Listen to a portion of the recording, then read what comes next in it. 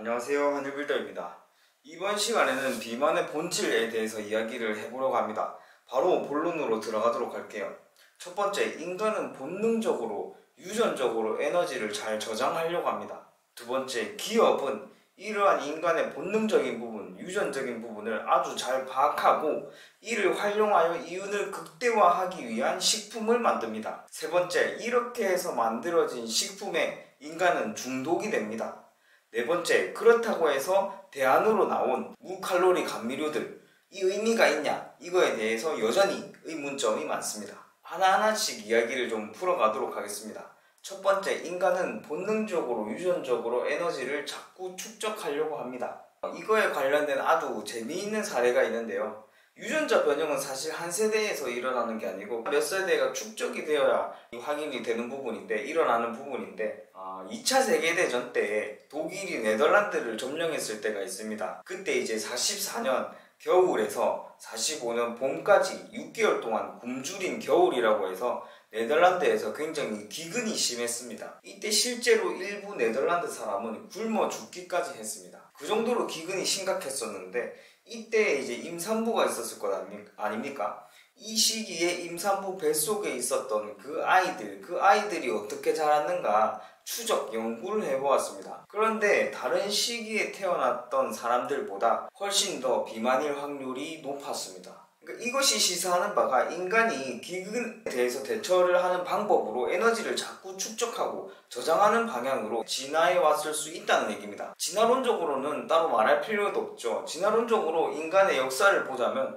기근으로부터 자유로웠던 시기가 많지 않습니다. 그러니까 수많은 기근을 겪으면서도 에너지를 잘 축적하고 잘 저장하여서 살아남은 자들의 후손이 바로 우리인 겁니다. 그래서 기본적으로 우리 몸은 유전적으로 에너지를 잘 저장하는 시스템입니다. 잘 소모하고 잘 빼는 시스템이 아닙니다. 원래 살이 잘 안 빠집니다.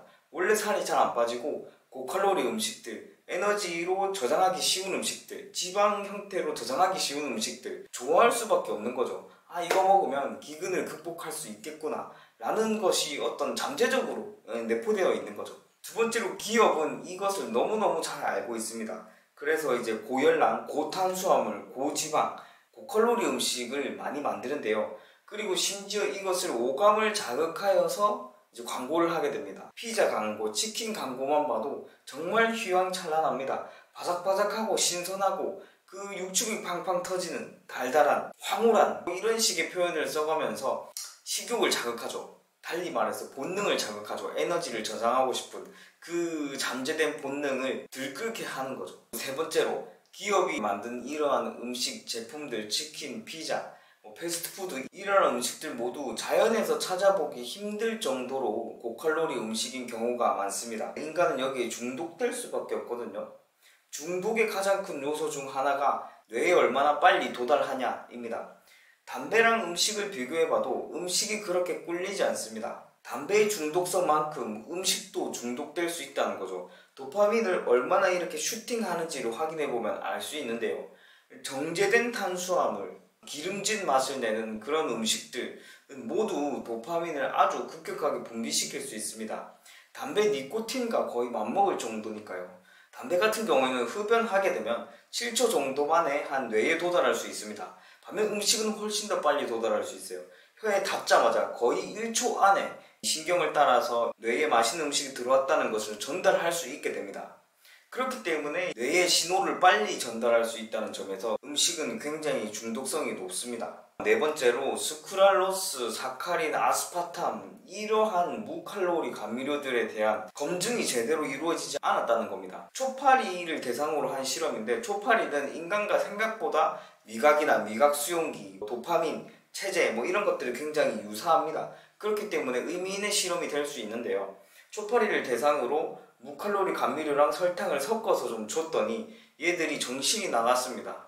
아주 허기가 진 듯 계속 지속해서 음식을 섭취하게 되었고요. 물론 다행인 점은 그렇게 섭취를 해서 체중이 늘진 않았습니다. 그렇진 않지만 그래도 허겁지겁 정신을 잃은 듯 계속 음식을 먹게 되었다는 겁니다. 이러한 무칼로리 감미료를 장기간 복용하게 되면 인체에 어떠한 영향을 미칠 수 있을지 정확하게 알지 못한다는 거죠. 어떠한 피해를 주는지 구체적으로 파악하지 못했기 때문에 피해가 없다, 라고 단정할 수가 없는 거죠. 피해를 모르는 것 뿐이지 피해가 없다는 게 아니죠. 이거를 명확하게 짚고 넘어가야 하는 겁니다.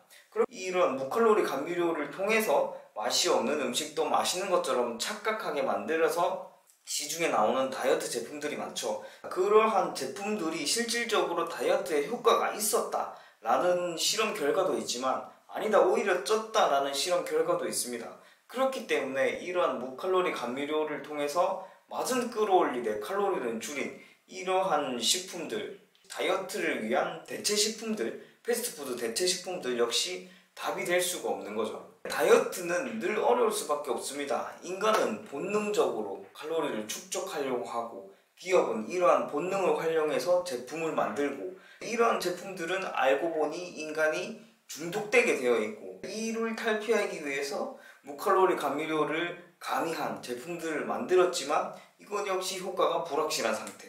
그러면 사실 비만이 되기가 쉬운 상태이긴 합니다. 어딜 가나 고칼로리 음식을 손쉽게 구할 수 있잖아요. 근데 이 음식이 중독성까지 있습니다. 나의 본능을 자극하는 제품인데 이를 거부하고 제대로 절제하기란 굉장히 어려운 일이 맞습니다만 그래도 내가 이러한 환경에 노출되어 있고 이러한 음식에 대한 절제력을 갖고 있어야 통제력을 갖고 있어야 나의 현재 생활이나 나의 미래나 이런 것들이 훨씬 더 밝을 것이다. 훨씬 더 의미가 있고 가치가 있고 건강할 것이다 라는 것을 아는 상태에 우리는 이러한 비만의 본질, 이러한 상황을 명확하게 파악하고 조금 더 통제력을 잘 가질 수 있어야 합니다. 첫 번째, 우리는 본능적으로 원래 살이 잘 찌는 타입이구나, 원래 살이 잘 찌는 생명체구나 라는 것을 파악한다면 조금 더 음식을 조절해서 먹을 수 있겠죠. 두 번째, 기업은 인간이 본능적으로 칼로리를 잘 축적하고자 하는 깊은 욕망이 있다는 것을 파악하고 그 니즈를 충족시키기 위해서 제품을 만들구나. 그래서 그 제품들이 특히 더 고칼로리 음식으로 이루어져 있구나 라는 것을 파악하게 되면 조금 더 멀리 할 수 있겠죠. 세 번째로, 고칼로리 음식들을 계속 먹게 되면 도파민 분비 체계가 망가져서 중독으로 이어질 수 있겠구나 라는 것을 파악하면 역시 또 절제해야 될, 통제해야 될 이유가 한 가지 더 늘어나는 거겠죠. 네 번째, 그 대안으로서 나온 무칼로리 감미료를 가미한 제품 역시도 한계가 있다 라는 것을 파악하게 되면 우리는 어떻게 다이어트를 해야 될지 방향성이 어느 정도 잡히게 됩니다. 이 방향성에 대해서는 제가 다음 시간에 또 이야기하도록 하겠습니다. 오늘 여기까지 하겠습니다. 감사합니다.